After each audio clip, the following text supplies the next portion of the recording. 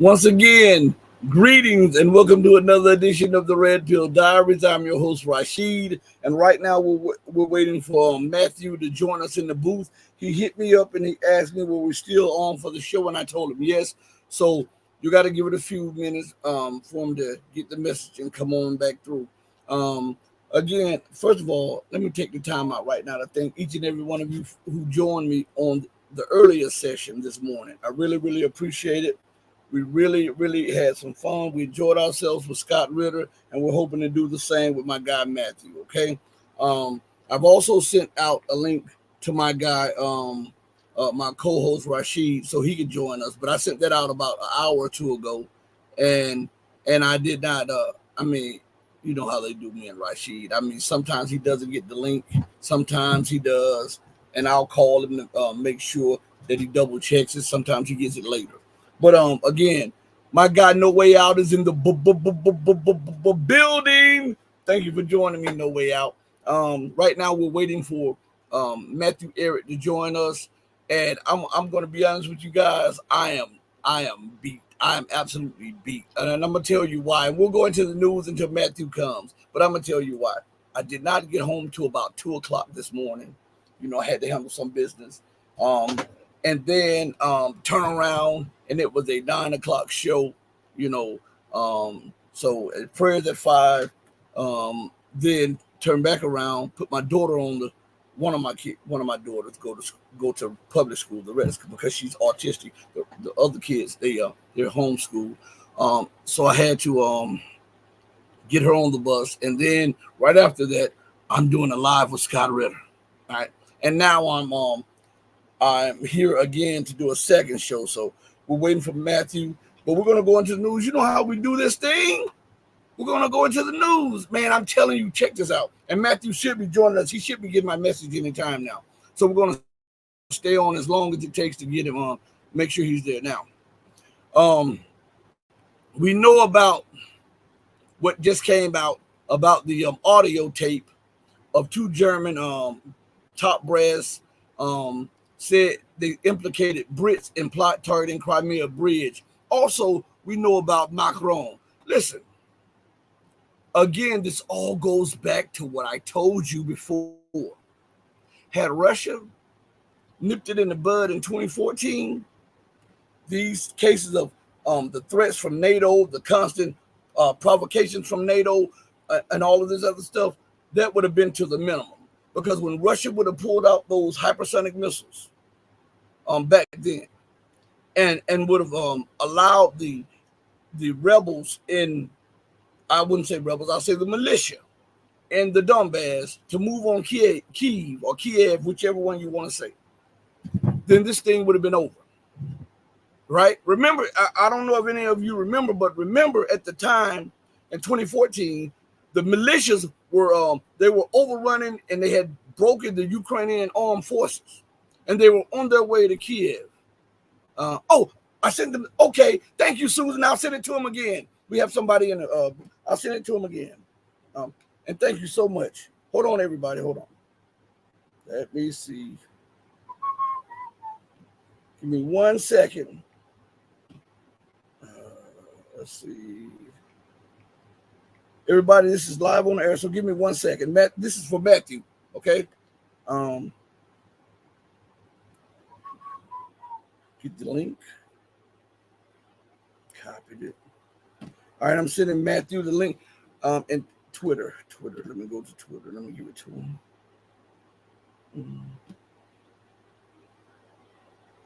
him. He has it. He'll be in a second. He'll be here in a second, everybody. Thank you again, Susan. I really appreciate that. No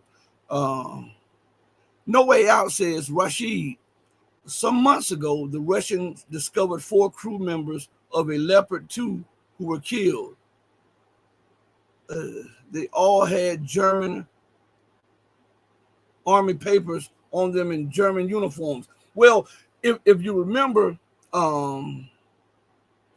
I sent it to his Twitter. Susan, I sent it to Twitter. Here he is. He's in the booth right now. I'll bring him up now. That's my guy right there. Let me bring Matthew in. How's it go, Matthew? How's it going, man? My guy. Hey, Rasheed. I'm doing well. I'm doing very well. How are you doing? I'm doing pretty good, Matthew. The show is yours, man. I mean, go in to tell us about this deep state, what's going on, and will they push us to World War III? And then you can elaborate on the connections with the secret societies and everything else. The floor is yours, man. Yeah, man. I mean, that's a very potent first question, and there's a lot of places I could go with that. But I guess in my words, the way I'm looking at the situation as we speak, my interpretation is that there's not a homogenous consensus of the oligarchy, and when I say oligarchy, I don't mean like because there's the basic definition, which just means any type of society ruled by the few. I don't mean something that underdefined. I specifically am referring to the um, the control mechanism managed by a limited array of families that had dominated feudal Europe for centuries, that managed the Crusades, that were the same families that could trace their power back to the Roman oligarchy, the Roman patrician class of Italy, but more than that, much more than Italy itself. And before that, had a major power base in Babylon, had a huge network that took control of Persia, that dismantled, that undermined Athens, that had a big power base in Egypt. So it's more than just the typical definition of oligarchy that people often think of, which is, oh yeah, there's Russian oligarchs, these mafia types.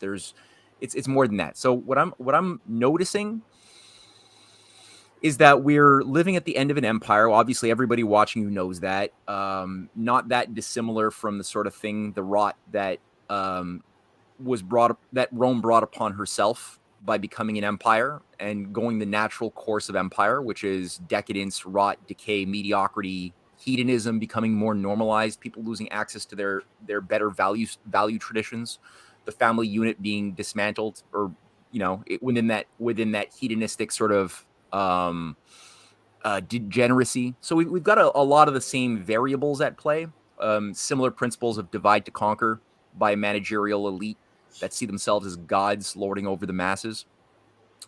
But at the same time, because we have something different that we didn't have at the time of Rome, we have a lot of people on the, like 8 billion people on the earth. That's a lot, but we also have um, a technological system in place which involves things like the atom, which can be used for good or for bad, for destructive or constructive uses.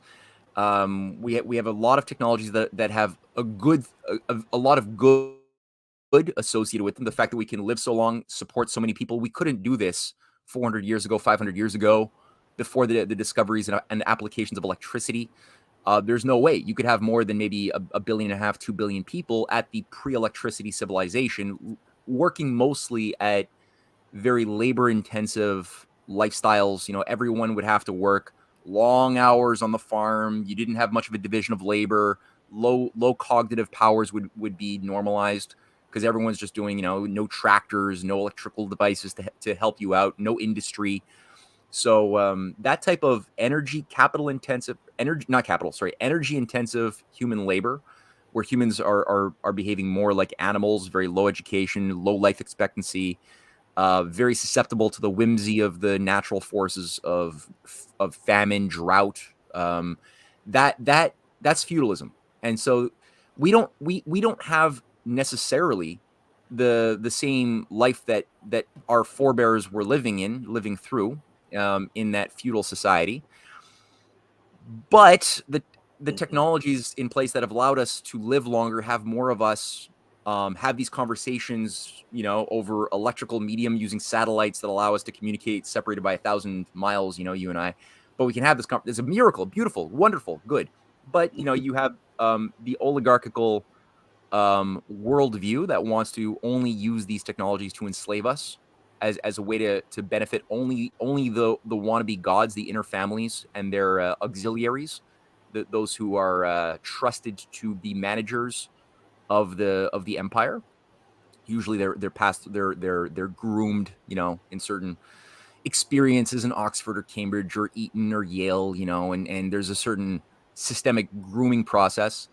They created a mess, though, and we have a bunch of nations on the earth led by, I think people watching you wouldn't be surprised if I made the point that Russia, China especially, but other nations working with those civilizational states, India increasingly, Pakistan, Iran, many countries of the multipolar alliance have done a much better job than we have at reining in and expunging their deep state parasites. It's not fully, the battle isn't won yet, but they've done a very good job compared to us. And so now we have, for the first time, as far as I could see it, there wasn't this in Rome's case, where there's a viable alternative cultural, political, economic architecture that has been brought to life, animated by a conjunction of leaders and intelligentsias representing these very old traditions, very good traditions within the Islamic, Christian, Confucian, Buddhist worlds, Hindu. So we're seeing like this interesting, new, powerful phenomenon that's utilizing AI, machine learning, computing, quantum computing, 3D printing, all of the things associated with like the Klaus Schwab, fourth industrial revolution idea. But it's a different philosophy of application of these technologies and a different philosophy of banking as far as the idea of value. There's mechanisms that are similar, like digital banking. We hear discussions of this from Glaziev and others being discussed, but it's not the same idea of what it is that we have coming out of the World Economic Forum freaks that also want their own form of a new currency after the current one blows up under a controlled demolition. And they want that new currency to be based on rewarding people for behaviors that involve eating bugs, encouraging your grandma to go on her death pill to euthanize her instead of, keeping old people alive who are expensive, like not not driving a car and just having a bike instead. So all of these types of behaviors are designed to reward the diminishment of human activity on the earth, while we have a different philosophy in the East. And I don't know what the word East means, but in the multipolar alliance, based on creating abundance, using technology for the benefit of people, training people to become engineers and scientists, and encouraging participation of the individual within a broader process of creation that involves 10, 20-year projects, mega projects like we used to do. So this type of thing shouldn't, according to the New World Order script managers who are sort of overseeing the one world government agenda after the Soviet Union melted down, they had this whole perfect, pristine script for what the consolidation of power under this one world government was supposed to be by now. And due to this multipolar alliance, everything has fallen off of track. And I think now, due to the fact that this alternative economic architecture is viable, it's functioning, it's winning over many, many people of this earth to the Belt and Road Initiative and other things, it's resulting in the Thucydides trap being activated and advanced in a very dangerous way, where certain factions within the oligarchy are obsessed, are more willing to rule in hell than serve in heaven, to the point that they're willing to actually unleash nuclear war if necessary on Russia and China, even if it means a lot of collateral damage to the transatlantic zone that they're based in. But they're willing to do it. But not all of the oligarchy is in accord with this orientation. So we see faction fights. What I'm seeing is evidence of infighting, with different spokesmen representing different aspects of Anglo-American intelligence, doing different things. Like, for example, Tucker Carlson, who, as far as I could see, is tied to intelligence. I see him as being part of the operation to promote a conflict with China. It's been a consistent narrative he's maintained for quite some time. However, he does represent a faction within the American intelligence or American establishment that doesn't see it in their benefit to have an actual hot war with Russia that would bring in, obviously, China. And I think what he did by interviewing Putin was quite good. It was a very useful thing that showcased to me a lack of consensus amongst the inner echelons, or Elon Musk going out speaking relatively competently this week about China and the Thucydides trap, I don't see Elon Musk as being his own man. I see him as like a shell of a puppet used by higher intelligence forces. He's a transhumanist freak with I don't think he even made the discoveries or technologies that we're told he's a genius for having created. I don't think any of that's true. However, he said something useful. I'm not going to say that what he did wasn't useful. And I think, or Jeffrey Sachs being another representative of a certain faction of the technocracy, what they're doing is showcasing to me. I applaud um, efforts to derail the flight forward to nuclear war that they've been assigned to do. Maybe part of their assignment is a charm campaign. They're trying, especially Sachs and others, to charm as much as they can those who make decisions within China, within Russia. I don't think Russia and China are dumb enough. They might have people who are susceptible to that flattery and but I think the governing intelligentsia of those countries seem to be pretty aware of the nature of the game and the nature of these auxiliaries.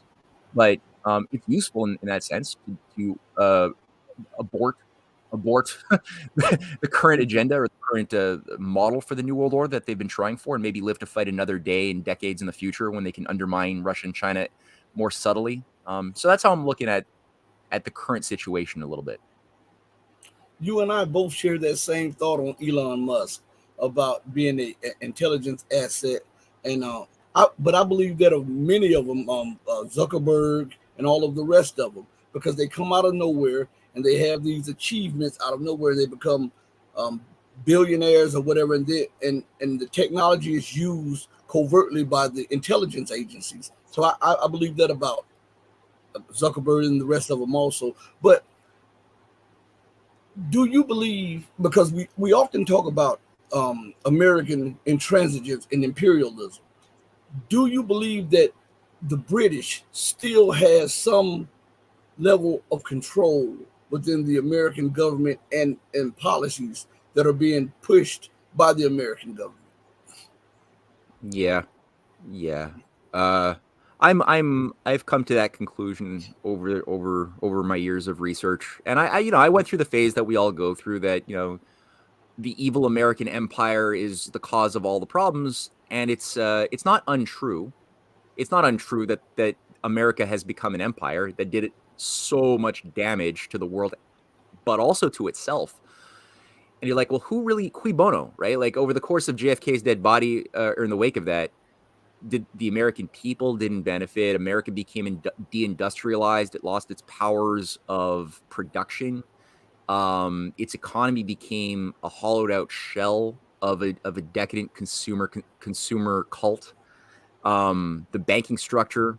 I mean, any nation that's going to be viable and strong needs to have a viable banking structure that can be used as an instrument for keeping that system strong. But they've just been using their banking for enslavement, for economic warfare against other countries, and for speculation. I mean, the whole deregulation process launched by Paul Volcker and the Trilateral Commission in the 70s just totally gave over the power of sovereignty from the nation and the elected channels of government to a nexus of supranational entities that have no loyalty to the United States. They want to use the United States for its military power and it's the affluence that it created for itself coming out of World War II.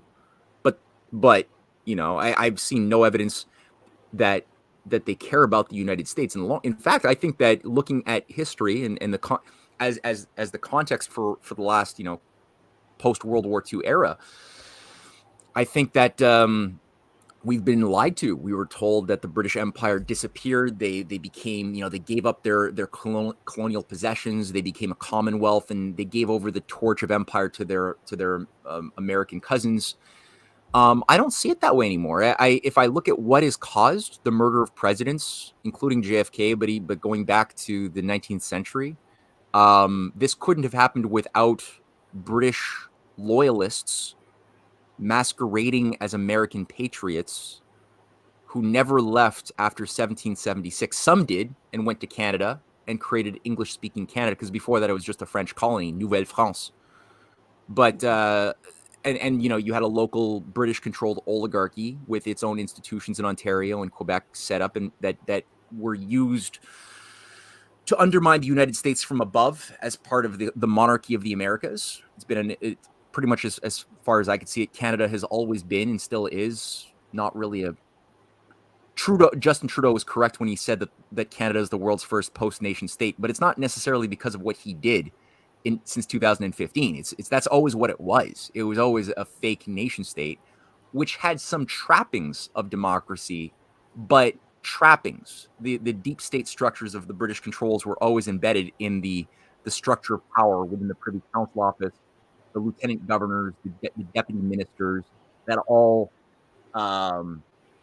encircled or controlled by London and the associated think tanks and universities that manage and groom the next generation managers coming out of, the University of Toronto, other things.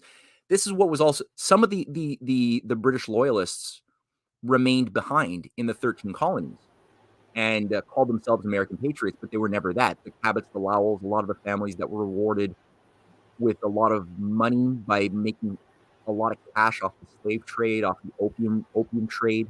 These are the families that oversaw the bringing in of the Scottish Rite, the Freemasonic Scottish Rite, as sort of the governing lodge loyal to the United Grand Lodge of Britain, into America as the basis of British controls and influence. These are the groups that created the Skull and Bone Society in Yale, run by opium-running families in the 1830s, who modeled it off of older things that were already being done in Britain, in the British, Ivy League structure of grooming your elites.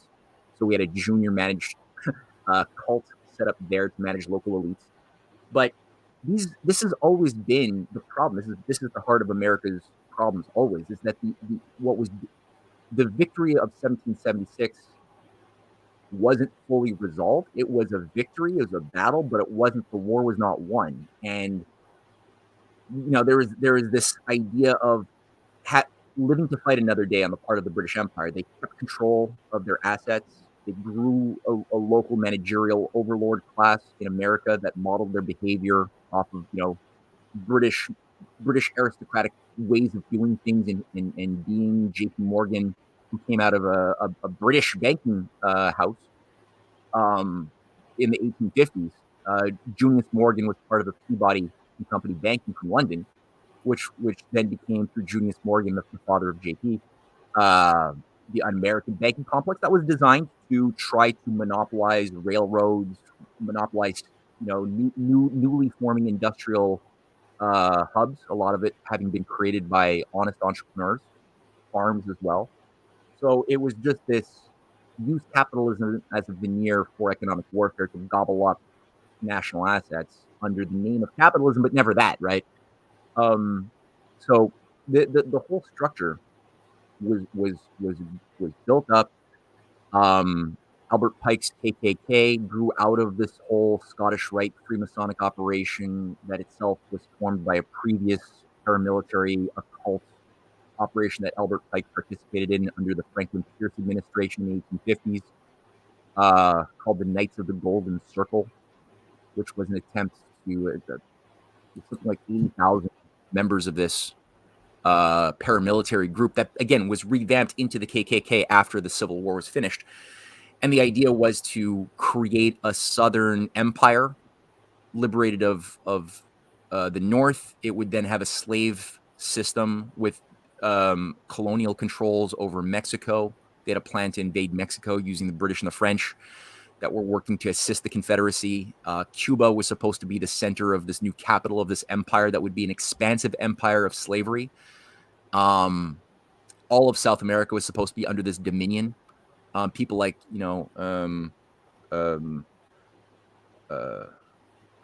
forgetting. Well, anyway, most of the problems of Latin America can be actually found rooted in this aborted attempt at creating this fascist slave occult. And I say occult because this Albert Pike and what the Jefferson Davis administration was a proto-fascist occult organizational system, reviving esoteric Gnostic mystery religions in the form of what the Scottish Rite was doing. Read Albert Pike's Morals and Dogma. He goes through this in 1871 in a lot of detail. The this is what was interfacing with the Madame Blavatsky and the Theosophists via Colonel Olcott, who was the co-founder of the Theosophists with Blavatsky, a Russian mystic, who was she was a princess, actually, part of the older Russian nobility that hated Alexander II, the Tsar who liberated the serfs and was friends with, was really a blood brother, not a blood brother, a spiritual brother with Lincoln. So the reformers around Alexander II, who was assassinated by this network, was an enemy of the old families of Russia that utilized the occult underground that Blavatsky was a part of. This same thing was what was, this is why Russia saved America during the Civil War, right? In 1863, the Russian fleet was sent by Alexander II to save the Union. And both Lincoln, his murder, and that of Alexander II was initiated by the same occult underground, utilizing certain,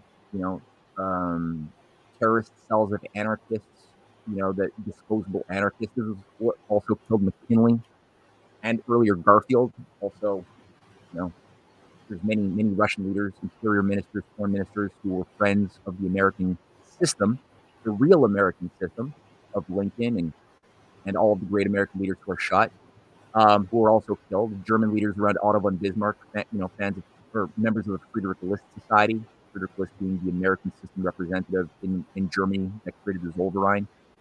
So they were killed by these terrorist groups. And the terrorist groups were always managed by an occult underground of a high command. This is what the KKK was, and this is what interfaced with things like the British Round Table movement, of Cecil Rhodes, of Lord Milner, which oversaw a think tank that created networks, inroads in America with the Fabian Society, another British think tank, set up as two governing control mechanisms that interfaced with each other. Both being united in a common view of global empire, creating a new global religion, creating a new managerial class of a disciplined elite of mystics that would then be processed to be the occult high upper management. And they penetrated America, through the Theodore Roosevelt administration, who brought in many advisors from this network that oversaw a lot of imperial wars in Latin America, subduing Latin American countries under this beast to the heel of the United States. They came in great force under Woodrow Wilson, overseeing the Federal Reserve, overseeing the creation of the League of Nations. People like Walter Lippmann, right? John Dewey are both two big figures in this, running the American branch of the Fabian Society. They're closely working with those. Well, I mean, Lippmann ends up also setting up the Council on Foreign Relations in 1921 as the American branch of the British Chatham House, Royal Institute for International Affairs. So this is the thing. This is what Hillary Clinton called the mothership, in 2009. This is the deep state. It's the British Empire under a new name, but it utilizes Americans who are not American. Their heart is still in the aristocratic structure of controls of the British Empire and the older families going back to the ancient times of the mystery cults.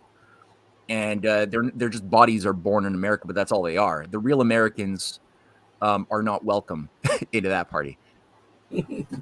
Well, I remember one time we were talking and we were having a discussion similar to this, and you were talking about certain people back when America was in her revolution against British rule, and you were telling me some of the people were actually agents of the British Empire. Would you mention a few of those people who actually are revered today as revolutionists, but they actually were working for the British Empire?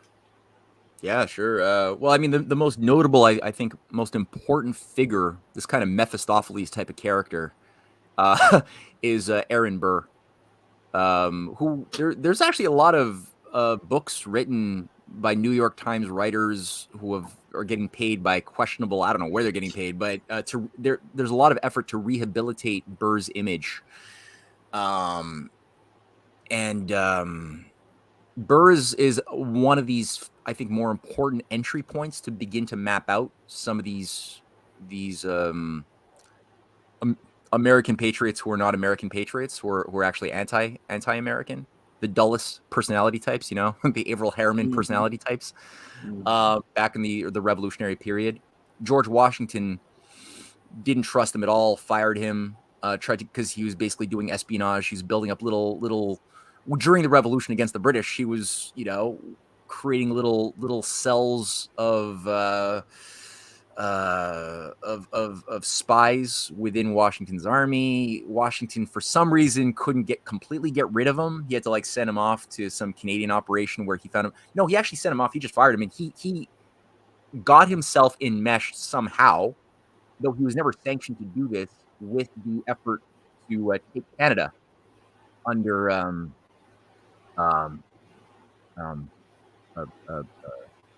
Benedict Arnold and that whole effort to take Montreal and then Quebec.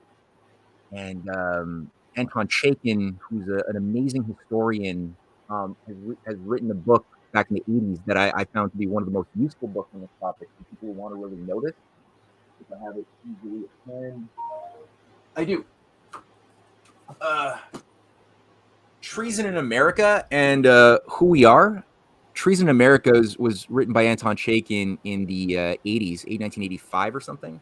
This one is his newest book, Who We Are, Volume 1. And they go through this network of deep state operatives around Aaron Burr in great detail, and how Burr, not just, he's famous for killing Hamilton, his arch nemesis, in 1804. But he also he's sort of the founding father of Wall Street. I mean, the Bank of Manhattan was created by him using a scheme that he somehow found himself in charge of, what was supposed to be a project to build water infrastructure in New York. And that was going to use Hamilton's Bank of New York to fund it, and another bank. He basically got control of it. He somehow had a lot of protection with high-level powers even back then. I don't fully... you just smell it. You don't know exactly what the details are, but he had a lot of protection. And anyway, he converted it into a private speculative bank. He never built the water projects, and the Bank of Manhattan was the consequence of that. And then that bank then grew like a cancer to become Wall Street. That's the first bank of the Wall Street complex that wanted to basically turn America's idea of finance into speculation, British free trade instead of utilizing protectionism. And so Hamilton's National Bank, that was created in 1791, is often attacked as being a proto Federal Reserve, and Hamilton has been characterized as a Rothschild agent who created a Federal Reserve operation, and Andrew Jackson in the 1830s is sold as the great American hero, Old Hickory, who stopped the evil Hamiltonian National Bank. And it's like, wait a minute. First of all, why did if Hamilton was such an evil guy, why did he fight so hard to ensure that a guy who he didn't like as a person, but he fought to get Thomas Jefferson elected president against Burr, and he was the decisive factor. He fought to stop Burr from becoming governor of New York in 1804 after he thwarted Burr's attempts to become president. Had Burr become president at those times in 1890, or become governor of the most powerful economic engine in the Americas, New York, in 1804, if he'd been successful in either account, there were secessionist plots already set up, but it was based upon a British organized agenda. The archival letters of Anthony Merry, the British ambassador to the United States, were uncovered decades later, writing to the British Foreign Office, Bentham, saying that we have recruited, that Aaron Burr has devoted his service to the empire. He's a lame, he can't do much as vice president, but he is a man of great talent, and he is working now for us. And when you can actually reconstruct, and Anton, as well as Jerry Therrien, another historian I work with, and myself in my books, we've reconstructed the three separate efforts to break up America, undo the Constitution, and have a special relationship with Britain via Canada that Burr oversaw in 1800, 1804, and again in 1807, where he tried it again after Hamilton was killed. In each case, his operatives, he had a whole machinery that was created under his watch, that involved people like Andrew Jackson, whose mansion provided the first headquarters for Burr in 1807 to carry out the third and last, or not the last, but the third secession attempt that would involve Burr taking control of the Louisiana territories that had just been purchased by Napoleon. And there was like a Smedley Butler type whistleblower within his network who was a senator. And he basically blew the whistle because the idea was for Burr, using one of his assets, Colonel Wilkerson, who he had made governor of the Louisiana territories, who they were working together to take control of that zone on the west, then use that with British assistance and British military forces, as well as some paramilitary American agents, to declare war on Spain, take Mexico, take Louisiana, take New Orleans, and then use that new influence to then take control of Washington, kill the president, that would have been Jefferson, and install Burr as the chief, overseeing a new breakaway government, a new confederation, integrated with British assets in Canada, that would have become a new Northern Confederacy, and the Southern slave power was meant to be its own new confederacy, having a whole economic system, dependent on slavery. And again, the base of operations was Andrew Jackson's mansion, was the headquarters of this conspiracy. It was brought to the attention of Jefferson. They had a congressional inquiry. Sadly, not enough smoking gun material was on hand at that moment that the inquiry was happening. So Burr kind of got off, but everyone knew we had a more honest press. So the people of America hated Burr. They recognized it was being covered quite closely in the newspapers. So he couldn't live in Canada. He couldn't live in the United States comfortably. He was getting like apples and eggs thrown at him. So what does he do? He takes $40,000 from John Jacob Astor, who had just purchased Astoria, right, on the other side of the continent. And he takes that $40,000, overseen by Astor, who's making his money on opium, and goes north, where he gets sanctuary in Canada, where his nephew-in-law is now the Governor General of Canada, whose name is escaping me, but it's in my book, Clash of the Americas, Volume 1.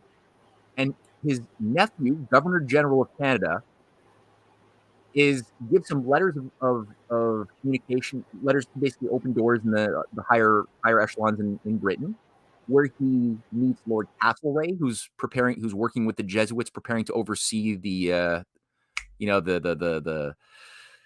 restoration of the monarchies in 1815. He gets meetings with Bentham, Jeremy Bentham, the head of British intelligence, who writes the hedonistic calculus and designs the panopticon, which is used as the base of the current dragnet of the Five Eyes. That's Jeremy Bentham.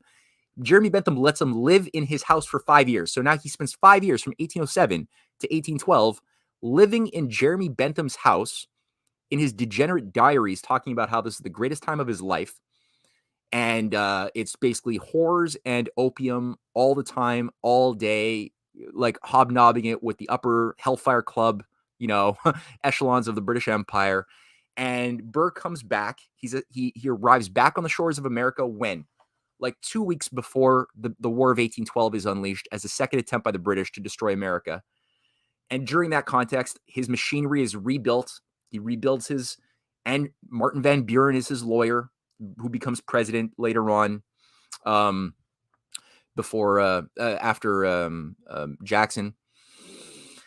And he rebuilds the machinery. He sets up the Hartford Convention as well in 1814 during the war against Britain to again have another attempt to break up the Union, divide it into a free northern society run by the northern branch of the Scottish Rite, with the southern branch as its own separate confederacy run by the southern branch of the Scottish Rite. That was the whole point.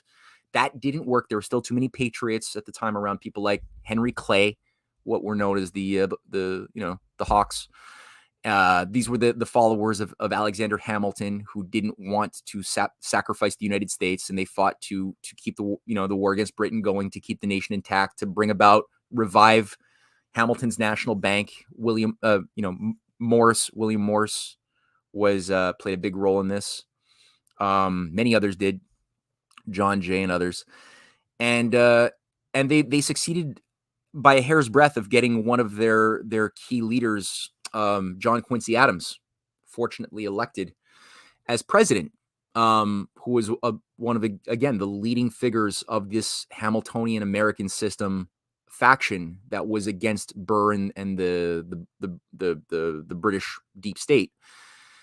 And it wasn't long lasting. I mean, Quincy Adams was out after only one term, but he was like a really, long serving congressman. He was the guy who trained Abraham Lincoln.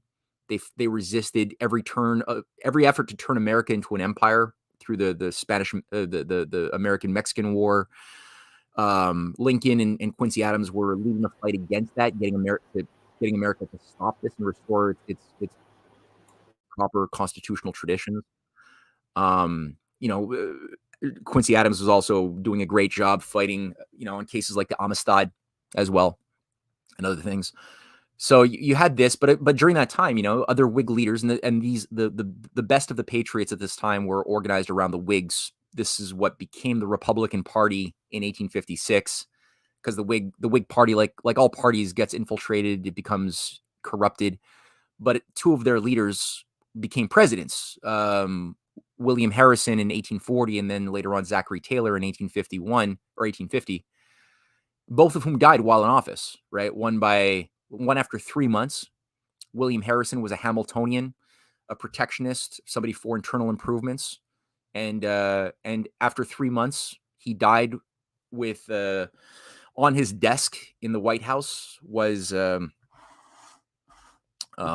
act to revive Hamilton's Third National Bank. It had already passed the Senate and the Congress. It just needed a signature when he became violently ill, probably poisoned. He was spewing up black oo, and then died without fulfilling that mandate. And then 10 years later, when the Whigs were able to rally back control, they got Zachary Taylor in, a war general, a patriot, and he was dead after 2 years. Again, he was working to fight this oligarchical agency, and after he died, then you had the full Freemasonic takeover of America under Franklin Pierce. This is where the Mazzini, Palmerston groups became fully dominant in the U.S. federal government, and they set the groundwork for the Knights of the Golden Circle, right? They're the ones who sanctioned the creation of this organized, racist, paramilitary group of imperialists in America, to run by intelligence agencies, to be the bedrock of the new empire of the Americas that would be always beholden to the higher imperial structures of London. And the rest is history. Well, do you think that they still have their tentacles around all of the different I know the answer to this, but I'm asking you for some people out there. Do you think that they still have their tentacles in the different think tanks in the different areas of government? Yeah. I mean, yeah. I brought up the Council on Foreign Relations as one of them, but this whole network that came in under Wilson also created the Brookings Institute in 1909 or 1908. A lot of the think tanks, especially those that were brought online during the Cold War, at the early stages of the Cold War, have the same British-directed agency of traitors behind their creation. A lot of the ones that brought in the libertarian philosophy as like a parasitical philosophy into the Republican Party, which was historically anti-free trade. It was the party under Lincoln or under McKinley or I mean, there's so many leaders. Warren Harding also died a mysterious death, right? But the Lincoln Republicans that was the party of protectionism, public credit, national banking, as well as private sector encouragement. You want a robust, active citizenry engaged in entrepreneurialism. You want that too. It's not either or. It's not a communist. Are you a commie or are you a free trade, capitalist? Pick one. And it's like it's not so dichotomizable. Like the real traditions of what gave rise to all the bursts of progress that allowed us to leap over the limits to growth and break the Malthusian formulas of population control were always done at times when you had an integration of both of those aspects of cherishing individual entrepreneurialism, the role of the individual citizen and their sacred rights, at the same time as you had the utilization of national power to do big things as at the same time. So that's every time a nation kind of starts tapping into that power of of maximizing the benefit of the individual parts of the nation and the nation as a whole, as a whole that's more than the sum of its parts, because the nation exists beyond our generation, right? We're mortal, but the nation may or may not be mortal. It depends on what we do or don't do to maintain the vitality, the moral vitality of the society that we're born into. So it's more than the sum of its parts in that sense. That being said, the the program after World War II, especially from the British Empire, the High Command, was to infiltrate the two dominant parties in America and convince increasingly Republicans that you have to be an Austrian school libertarian if you want to be a Republican, meaning no national banking. Ideologically, you're going to become castrated from even allowing your mind to think about the possibility or the use of a national bank or of protectionism, which, according to like Friedrich von Hayek or Karl Menger, is essentially equivalent to tyranny and thus evil. That's why they glorify people like Andrew Jackson, who became a hero under their propaganda, who was a guy who he paid the debt. Sure, he paid the debt, and he beat the Hamiltonian National Bank. Sure, he did those two things, but he also destroyed America. He canceled all public works in the 1830s to pay the debt. Where did he get the money to pay the debt? He canceled the Erie Canal projects, the offshoots of the rail development projects that were being built up under John Quincy Adams. All of that was canceled under him. And then he used that new money that you're not spending on building the nation to pay your debts to the foreign bankers. And at the same time, he opens up the door to massive free trade, no more protectionism, no more planning. And now with that volatility of, everybody for themselves, maximize your profit, avoid, maximize pleasure, avoid pain, which are the principles of Adam Smith. That became the norm of what America's economic destiny was in the 1830s. And that immediately resulted in the bank panics of 1837, a complete anarchy case of America going into chaos.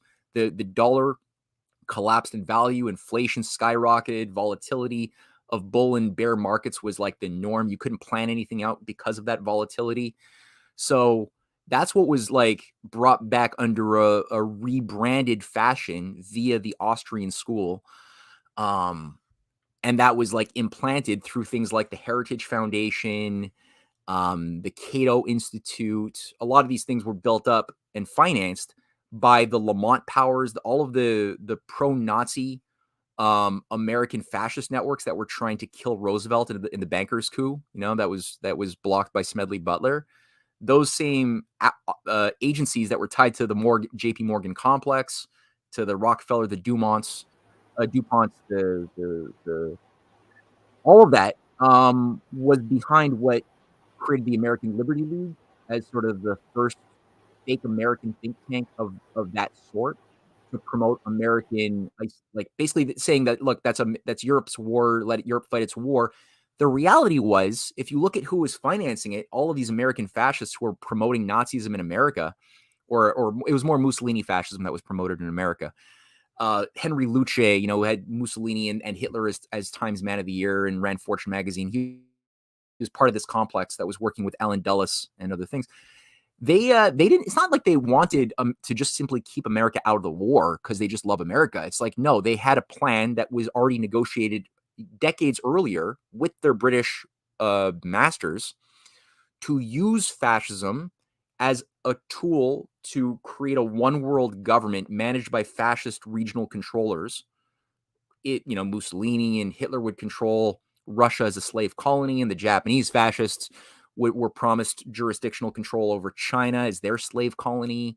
Britain would have their special relationship. The Anglo-American axis would control most of the Americas, and like India would be controlled by the British. So there was this negotiation for a global world government under regional structures of control.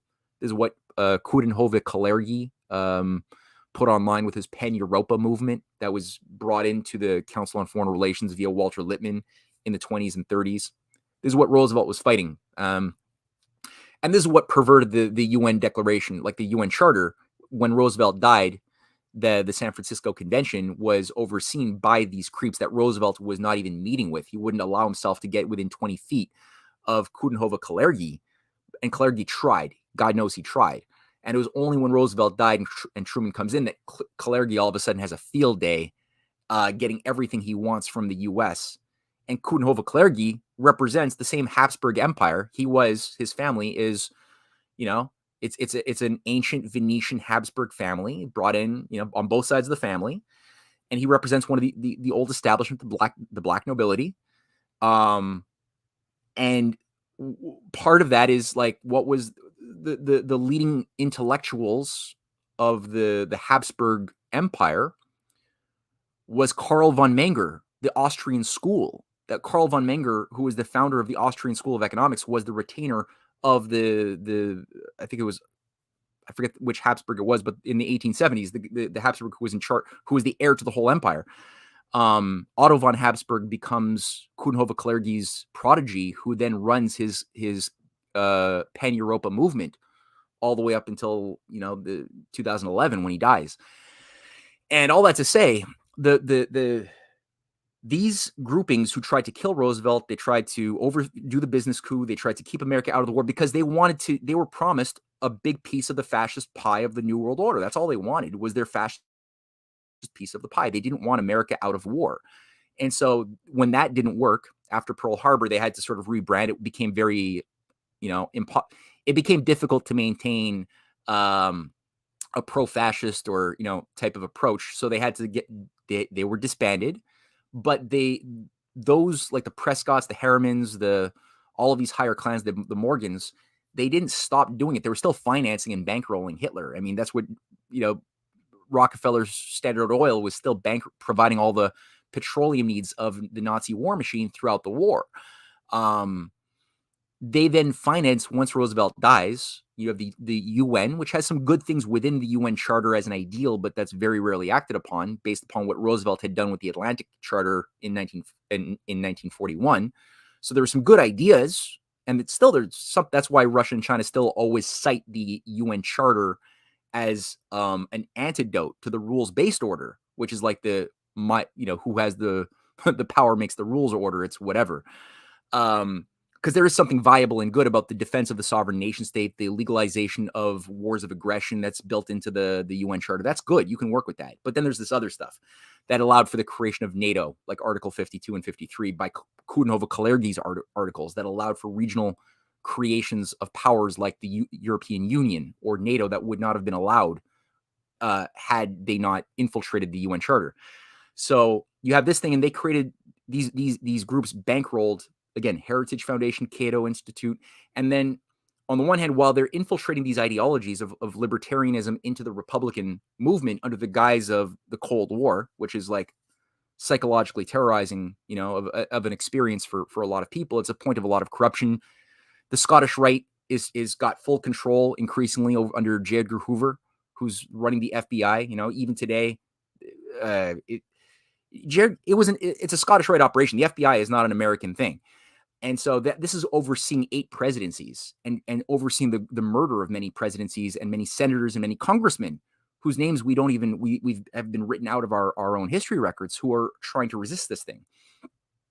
So you have that. And then on the other side, you have the Democratic Party that's being infiltrated by Keynesians. So Keynes and von Hayek are like this. They're like tight. They have lifelong friendship. Keynes is a eugenicist pro-world government. Von Hayek is a eugenicist pro-world government. Actually, people who might be offended just needs to read the last chapter of Road to Serfdom, where he calls for a world power, a world control that could veto and control every nation of the earth so that they all abide by the rules of free trade. That's the rules-based international order. It's von Hayek. That's at the heart of Milton Friedman's reforms of deregulation. It's von Hayek. It's the libertarian school. And this is why when you hear people like Klaus Schwab say, the greatest threat to the Great Reset is libertarianism, you know that you're being played. It's like they obviously want you, the resistance to this feudal agenda, to fall into a trap.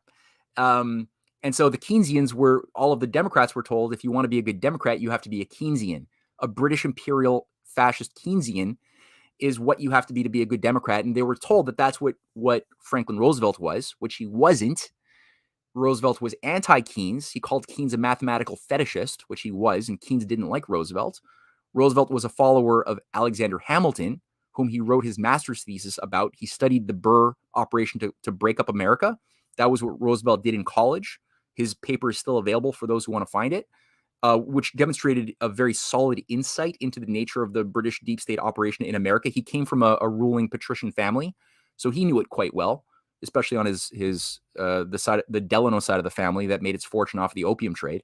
So he had direct experience of this thing from his own family. They thought that they could use and trust him because he was part of the sort of Ivy League families, but they didn't realize his heart lay elsewhere and his mind had a better understanding of things. And he was corrupt in World War I. I think he was a corrupt person. And the thing is, his polio was a very humbling experience in the late 20s.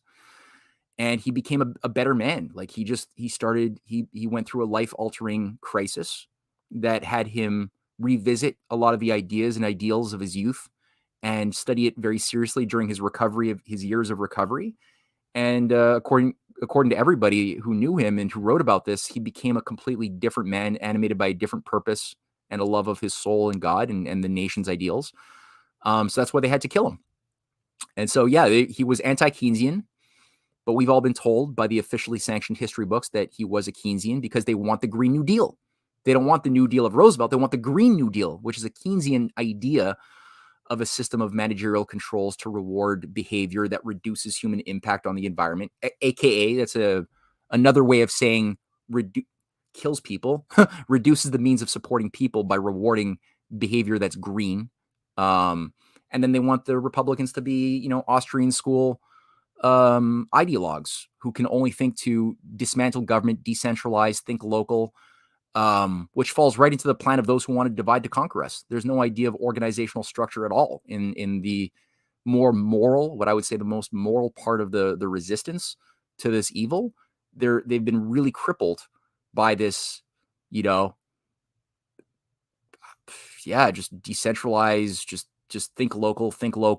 And I mean, this type of thing, if you want to fight the oligarchy, you got to do like China and do like Russia. You got to use the power of the state as a weapon to do battle with the oligarchy. The oligarchy, they got a lot of power. They're happy if you decentralize and think local. They want that. And it doesn't mean you shouldn't think local. You should know how to do things and garden. And if you can own property if you can. But for Christ's sakes, people are living in hard times. When I hear people like Catherine Austin Fitz or, a lot of the Robert Malone or anybody who's like a celebrity in the alt-right community say, cash is king, just pay your debts, buy your land, buy gold. And it's like, fuck, like 98% of people hearing that are living paycheck to paycheck in debt. Like, how disempowering is that? Where, like, if you want to fight the oligarchy, think like Martin Luther King Jr., like organize with discipline, and think like, to a certain degree, the closest thing that I see approximate that is sort of in America is what Trump was able to do by capturing the federal power for a limited time. We saw how the oligarchy reacted to that. But that's the sort of thing that can be viable. Take back the nation. You be rigorous and disciplined in people's idea of organization. Work to try to create. Work with countries who are fighting the oligarchy. Like, if we were serious about saving our children and saving our nation, we would want to look to other nations that have successfully battled their deep states and are fighting the oligarchy by bringing about, real abundance and prosperity and making technology and banking used for the greater good and not just for the good of the elite. We instead of wanting to go to war with them or drinking Kool-Aid that tries to paint China as some like evil boogeyman that wants to kill us, or Russia as the evil boogeyman. If you're a Democrat, that's what you get. People get Kremlin evil enemy of America wants to destroy you using Trump and right-wing conservatives. That's your enemy is Russia. And the Republicans are told, no, your enemy is the Chinese Chi-Coms who put Justin Trudeau and Joe Biden in power, and they're the ones running Joe Biden's secret armies as that's your enemy is China. Both have good people who don't want their kids to die within both camps, but both are so mentally mushy and sloppy on this basic elementary history I'm just like laying out here, that they fall prey to the narratives that are created for them, that have profiled them to know exactly what they're going to respond to in fear and anger, and avoid the issue of, well, what is the British Empire? How did it never disappear? How is it still controlling your world? Let's look at that. But it gets, lost in the conversation. I want to go back to China and Tucker Carlson in just a second, but I want to ask you a question. Why do you think that they write out of history that a fascist coup was underway under Roosevelt, and that the people who tried to institute this coup never went to jail, and their children or their family members are in government now and in think tanks now? Yeah, it's a lot of corruption, eh? It's so bad. Yeah, you got people who literally walked into the Congress in total peaceful protest during January 7th. They walked in, you see the video footage, no violence. They're like taking pictures like they're on, a tour, staying within the the poles, the velvet poles, and like, they're, one of them I think stole a computer or something from Nancy Pelosi. That's like the worst thing that I think happened as far as like most of these protesters. Then you have what has become revealed as being a lot of FBI agents everywhere as provocateurs that have been proven to be the case, trying to egg people on to get violent, who are doing violence. A lot of them were tied to Antifa as well. Whole books have been written. It's been proven that this is like the whole thing. Everything bad was done by FBI operatives, um, and ultimately people are in jail. They're still in jail without having been charged in American prisons for something that, we there's an effort to try to rewrite our history, because they don't believe in truth. They believe in who has power writes the history books. And so they've been obsessed with trying to redefine what January the 7th was, 2020, as being worse than the Civil War. That's what Joe Biden has said many times. That's what all of the left liberal intelligentsia are just repeating this narrative. This is the worst thing since 9/11, since the Civil War. And they're trying to get Trump off the ballots entirely. Some states have gone more further on this than others. It's really lawfare. It's insane. And if you look at Biden, yeah, like you said, the Biden crime family is just the most obviously provable. Susan says January 6th. Thank you, Susan. January 6th, not January 6th. I don't know why I said 7th. Weird. Too much in my head right now. It's not thinking properly. But yeah, so the Biden crime family is so demonstrably corrupt, tied to graft and Burisma, overseeing biolabs, biowarfare facilities in Ukraine, and everything in between you could imagine. And I'm, obviously leaving out the obvious stuff here. It's just everywhere. And Biden oversaw and gloated over having fired the attorney general or the prosecutor general of Ukraine in 2015 or 2016. He bragged at a CFR event saying that he basically got this guy fired by threatening to withhold money unless this guy was fired. Because why? He was investigating the Biden crime family and their dirty dealings with Burisma and or Kolomoskoye. So he bragged on TV. He was that brazen about it. And despite that, they allow this type of creature and his whole nest to continue in a position of power. It's a disgusting irony. I don't know. I'm speechless. Well, let's go back to China, and this is something that I've made mention of on multiple shows, and not specifically about Tucker Carlson, but about a lot of the pundits who speak. If you listen to their mannerism, when they talk about Russia, the war in Ukraine and stuff, some of them, they're outraged at that, and then they point the people to China as and that's an acceptable war for them. And I'm like, why is everybody missing this pivot? Forget Russia, let's go tackle China. I mean, this is absolutely insanity, but nobody addresses this. Why do you think this is going on? It's painful, eh? It's painful. they're good people, but there's this. America is an exceptional nation as an idea. There's freedoms that were made normalized in the American context that are exceptionally good. It was a miracle that the American Revolution happened, and that kind of nation built around the ideals of the consent of the governed, the general welfare, the idea of the inalienable rights of all people. These are miraculous that could be brought online as an active force and not just like sitting in the realm of philosophical ideas, while the reality is oligarchs running feudalist structures are the forever thing. It took a lot of brilliant organizational planning, a lot of beautiful ideas, a lot of people willing to die for a high ideal to make it happen.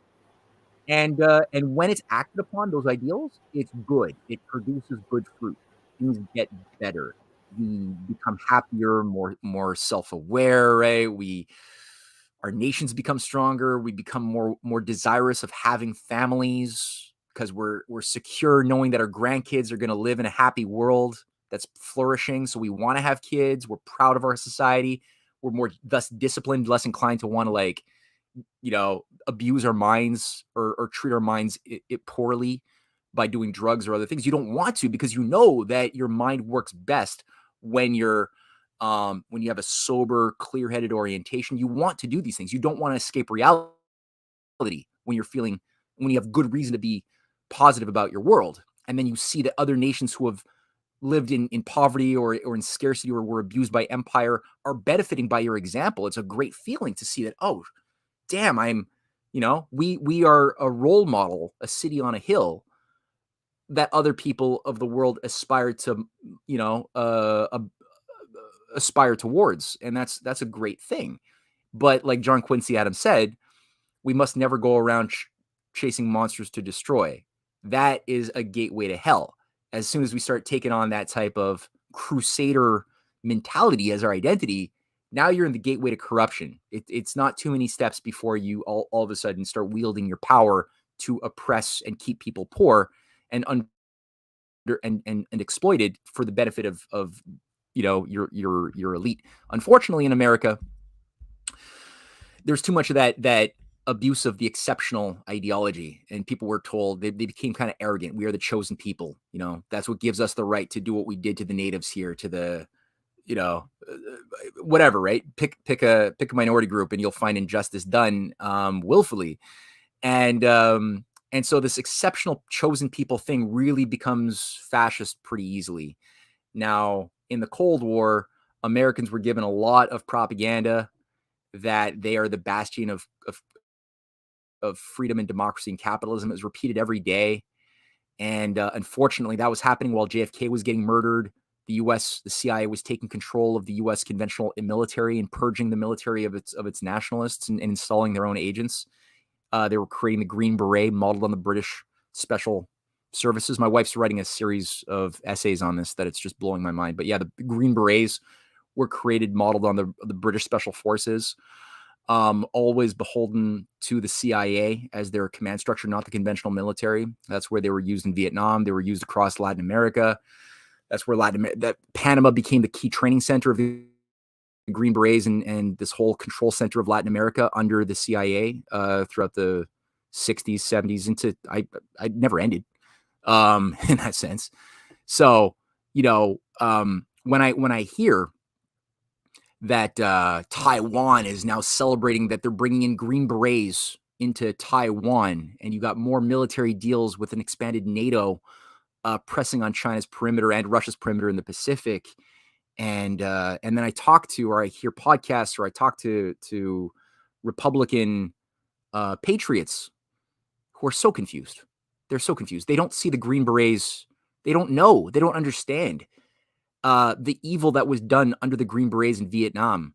We have this John Wayne image of the Green Berets. No, the burning of the villages to save the villages, that was done under the control of special forces operatives. This became a conduit for highly satanic operations like Michael Aquino, who Colonel Michael Aquino, who worked out of Fort Bragg and worked with Edward Lansdale to oversee the revolution in military affairs that brought in, like, psychic warfare, mind wars, all the stuff that was then brought into also NATO. This guy was the head of the Church of Set, the Temple of Set. He was the lieutenant of Anton LaVey of the Temple of Satan. His lieutenant created the Temple of Set and was the colonel who brought in the revolution of military affairs. So, I mean, like, this is evil stuff here. This is what oversaw Desert Storm. This is what oversaw 9/11. This is what oversaw the whole regime change operation in the last 25 years, and the dragnet surveillance state of the Five Eyes. It's all these. This is actually run by Satanists. To be clear on this is what's there. And Americans were told by these Alan Dulles-run forces that they are the nation of liberty against evil commie baddies. And they were just given this every day. The communists are out to infiltrate you and destroy you. Russia wants to hates you and wants to destroy your freedoms. China wants to destroy your freedoms in the 50s and the 60s. Kids, baby boomers were given, the trauma of duck and cover, things, emergency things, and not knowing what the hell is going on. Nuclear wars hanging over everyone's head. Their brothers were coming back in body bags from Vietnam, and drugs provided by the CIA were provided all across the campuses of America that came out of MK Ultra. So, I mean, it was bad. Like the baby boomers were targeted for full spectrum psycho-spiritual warfare to create a new type of society that had never existed before, based upon me first, thinking my senses, my feelings as the basis of truth, not reality, but my feelings, expanding, creating new realities with mind drugs that were promoted by Timothy Leary and Huxley and other godfathers of the counterculture. And this whole thing became a romantic, mystical, new age revolution to create what the oligarchy always wanted, which was this new age, this new age of mankind purged of its belief in gender, right, wrong, family traditions, God. That was the old culture. The counterculture was going to be counter to the old obsolete culture. That's the new age that they wanted to bring in. And it was assisted by these insane wars. We weren't paying attention to all of the governments that were overthrown, from Mossadegh to Diem to, it's a long Arbenz it's a big list. They tried to kill Nasser, de Gaulle. They did kill JFK and his brother. There's so many people around the world. Lumumba and Kwame Nkrumah was overthrown by the CIA, all of this stuff. And then it goes on into the 70s and 80s. And it's like Americans weren't paying attention. They allowed themselves to become corrupt with the idea that, no, we're the best. We're the best. Look at all of the great stuff we buy.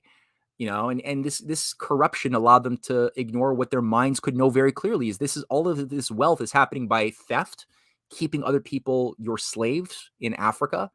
Keeping them poor is what was the basis of keeping Africa non-industrialized, was the basis of extracting and stealing the wealth for our lifestyle to be maintained. Same thing for Latin America. Every nationalist government from Allende on, and even before that, Raul Goulart of Brazil was overthrown by this complex when he was trying to nationalize Brazilian light and traction, and same thing for all of the leaders who tried to fight. They didn't get Castro. God knows how they didn't get Castro. I have no hats off to Castro. This guy survived like 90 assassination attempts. No idea how he did that. But yeah, Americans they're drunk on a lot of this propaganda, and so it's painfully ironic that they tend to like Russia, because Russia's full of white people that sound more Christian than they do, like they're actually acting Christian. So they're like, I can identify with the white people who are Christian, but the Chinese don't look like me, they don't sound like me, they don't have. So they become very easily susceptible to this type of anti-China conditioning promoted by Steve Bannon and Robert Malone and so many influencers. Joe Rogan's promoting this, that celebrates Brett Weinstein is now going on tour talking about the Chinese behind the immigration crisis from Panama. And it's like, wait a minute, my wife has wrote a whole beautiful essay series on this. It's on her Substack, actually. People should read it. The Panama's been the base of operations of the Green Berets for forever. That's the center. if we want to know who's controlling the immigration crisis, which I agree is a crisis that's being artificially created to destroy or weaken America from within, I agree with all of those things. You want to look at George Soros, Lord Mark Malloch Brown, the infrastructure that's been built up since the 50s by the U.S. military, industrial, and intelligence complex. That's what you want to look at, not a bunch of Chinese construction workers trying to build infrastructure and ports and roads in South America. That's why they're there. They're trying to do economic business deals with countries because it's the only way that we're going to avoid World War III is building infrastructure to create win-win relationships. That's China's approach. That's why they're there. That's why they're told not to talk to Michael Yon, right? Who's like a Green Beret Special Forces intelligence, who's like being treated as this American hero, giving Brett Weinstein tours of Darien Gap. And it's like, who the hell is this Green Beret guy from the front lines of Iraq and all this stuff? Like, well, what is he? What is he? Why do we trust him? Somebody, why are we trusting that the Green Berets in Taiwan really want to save Taiwanese democracy and freedom? Has Taiwan ever been a democratic or free society? No. They've been used as a plaything of the Western oligarchs since the Cold War began. Same thing for South Korea or Japan. These are not sovereign nations. These are satrapies of the military-industrial complex. They have no sovereignty. To call them sovereign or democratic is a joke. It's the Western military that runs them and that have been using them as a base of operations for a war against Russia and China. That's clearly the case. And Taiwan is not its own country. It's part of China. The U.S. State Department website acknowledges that Taiwan is a part of China. Why are they doing business contracts, buying weapons from the U.S. military, or getting grants to buy more weapons by the U.S. taxpayer, or hosting Green Berets for what? So yeah, and then Russia. So last thing I'll say on this, Putin, his response to Tucker was great because Tucker was sort of feeling him out, right? To see, are you afraid of China? Is there something there that the faction of the American elite that I work for might be able to benefit from by maybe peeling you away from your relationship to China, who you're probably afraid of because they're doing Freudian projection. They're just like, well, we're an empire. We had power. We projected to oppress the weak under our benefit. So must not every nation want to do that? Must not China want to do that? That's the logic of these Freudian Hobbesians.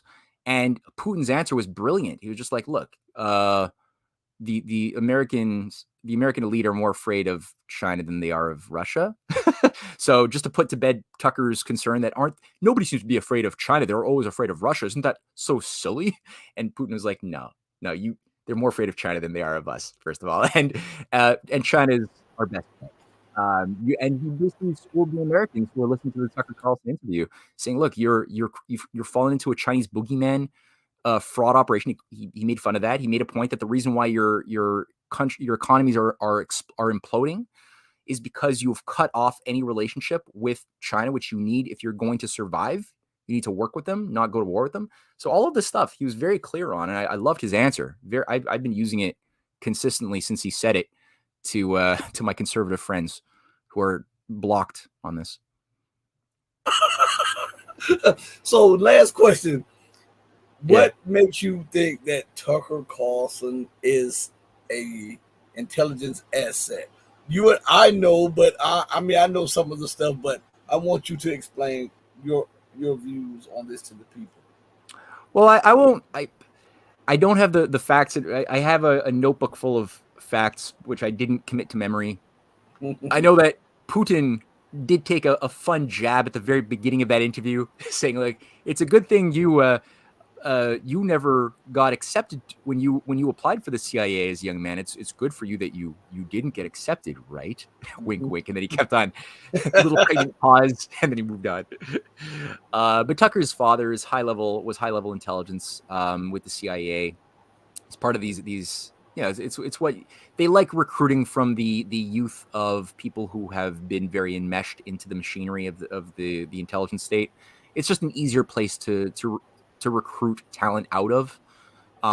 We all have a connection to our fathers, a certain sense of identity that's tied to something bigger than ourselves. So it helps if for good or for bad, like if you've got like John Quincy Adams, I keep on talking about him. The fact that his father was John Adams played such a big positive role in history, despite John Adams having some big problems. But despite that, he played a positive role in history. that played a role, right, in empowering young John Quincy Adams at seeing himself in a way which was very noble and very useful. But unfortunately, like people, this can be used in the other direction too often, is to give a sense of elitism, a sense of like you have a legacy that you're a part of, and there's things like the Kingsman movies. We see how this is used in just pop culture, right? Look at it, watch the Kingsman movie and how the young, like, American, or no, not American, he's like a British, typical kid in this modern revamped James Bond story, how his character is built up. His father was this great elite high commander from the British intelligence who died, and his father's best friend is the one recruiting him, and now he's going to step into the family shoes. So there's that element of it. Tucker, when I look, so there's a variety of things.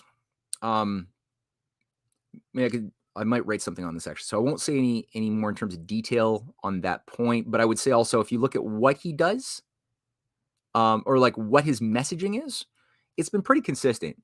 That his role, and I thought it was very interesting to watch his little back and forth with who's that pedophile guy, Hollywood actor, played in American Beauty, forgetting his name. Somebody in chat. The guy who played the president of America in that show, the sociopathic president, Kevin Spacey. So he had that weird Christmas interview with Kevin Spacey, right? And Kevin Spacey is one of these characters who's obviously sold his soul. He's got a whole really big trail of underage sex abuse victims, many of whom end up dying before they could testify against him, which is why he's able to say, hey, my hands are clear. Nobody's ever been able to testify against me. It's like, yeah, because they all end up dead before they could go to trial, you creep. But so he did this weird thing, fake interview with Tucker on Christmas as their Christmas gift, saying, what is reality? What is fiction? That's where the creativity is. And Tucker's just eating it up. What the hell is that? What is that? For me, I've followed Tucker for a long time, and I enjoy what he says in terms of, saying things that are not supposed to be spoken in polite leftist society. It's good. But he's also, part of his assignment is to amplify the anti-China narrative. For years, that's been his consistent assignment, is to always splice in the anti-China narrative as much as you can, in order to groom the right to become weaponized in the upcoming war that some want to have planned and unleashed against China.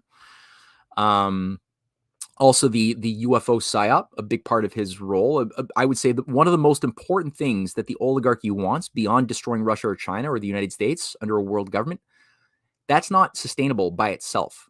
What makes it sustainable is the spiritual controls, right? So just simply having control over the intellectual domain within think tanks or academia, or the physical domain of like the geopolitical physical hard power aspect of things, is not sustainable by itself. You need to have the spiritual psychocultural domain satisfied as the third element to make the first two work. And that's the highest priority of the oligarchy, to be clear, is the creation of controlled synthetic religious structures that give people a sense of being satisfied as being slaves, and being happy with their drugs, happy with their superstitions, that are controlled as mystical or sacred stories of reality, of creation stories, why we are, what we are, where we came from, that are controlled by a technocratic priesthood of higher initiates who are a little bit more in on the joke.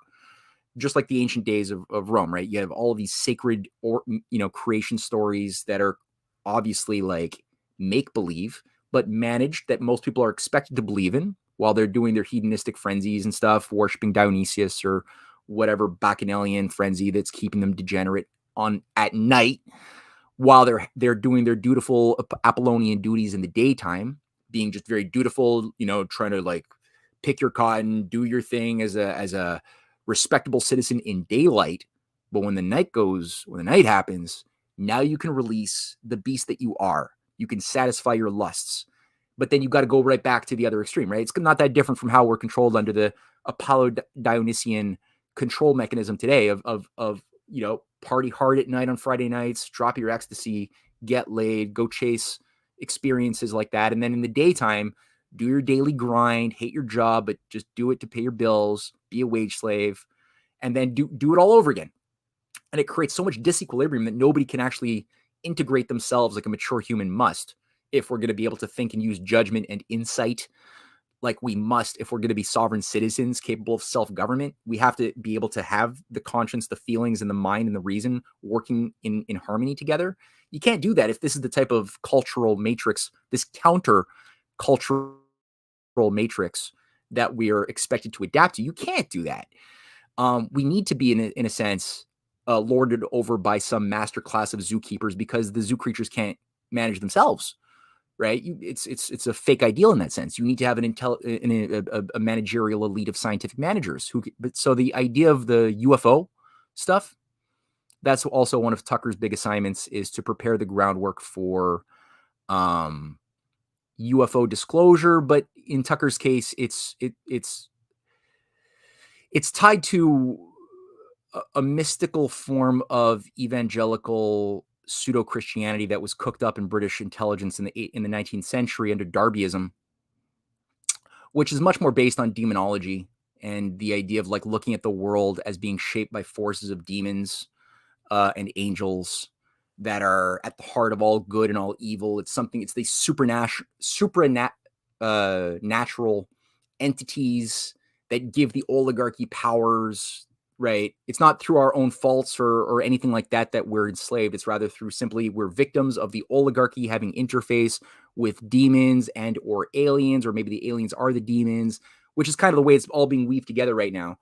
And so Tucker's, one of his assignments, to be straightforward, is to advance that new global religious cult of UFO demonology. And you could hear it in his interviews with the Attorney General or the Surgeon General of Florida, talking about the demons that have been infested into our blood through the injections and things like that. So they're really trying to get people to think about like my bodily fluids. Think, if you want to see how the oligarchy is kind of playing us, what the formula is, if you really want to know, go to Stanley Kubrick's How I Learned to Stop Worrying and Love the Bomb, Dr. Strangelove, and look at the character of that military soldier, the general who ends up going renegade, right, and shoots at the U.S. military. And you have Peter Sellers. Well, one of the Peter Sellers characters is like this little guy who's kind of afraid of this American patriot general who's you know what they're putting in our water systems, fluoride. No, who did the first to do fluoride were the Nazis to pacify the people, and then bring up chemtrails in the bodily fluids. They want to take our bodily fluids, as he's like shooting and killing other soldiers from the federal government who are trying to get the codes for the nuclear codes that he's like sabotaged because he believes in the commie conspiracy to steal our bodily fluids that he's obsessed with. It's all about the spirit and the bodily fluids is everything. So this is where they've gotten a lot of the American patriots into this very, very specific type of spiritualism, which is tied to the idea that my soul is found in my bodily fluids. My blood is what's pure. And now you have pure bloods, right? People who were not jabbed are the pure bloods. And, you have this fixation that, okay, if you've been jabbed, you're an impure blood. There might be an element of truth on a mechanical level, but now it's taken on a spiritual spin to it, where the people who have been jabbed are like infested by other dark forces now that are now embedded in their DNA. They're changing their DNA, so we're being fed all of the stuff that our DNA, we're essentially becoming different categories of human species. Those who have been jabbed, having their DNA changed by the jabs, the mRNA jabs are now a different species. It's something like lower than us because we kept it pure, right? And the people who have been jabbed are looking at those who didn't as like the crazy conspiracy theorists, subhuman Putin stooges. They are subhuman. They're all domestic terrorists anyway. They're subhuman. And so you got this dangerous dehumanization thing going on that's being groomed, that's tied to this mystical imperialist revival thing that people like Tucker, like Elon, who's a big transhumanist, like Joe Rogan, who's a well-meaning dupe, who's just big into this stuff, are promoting, whether they know it or not. Some of them probably do know it, and I think Tucker does know it. That's why he's in on the joke with Kevin Spacey.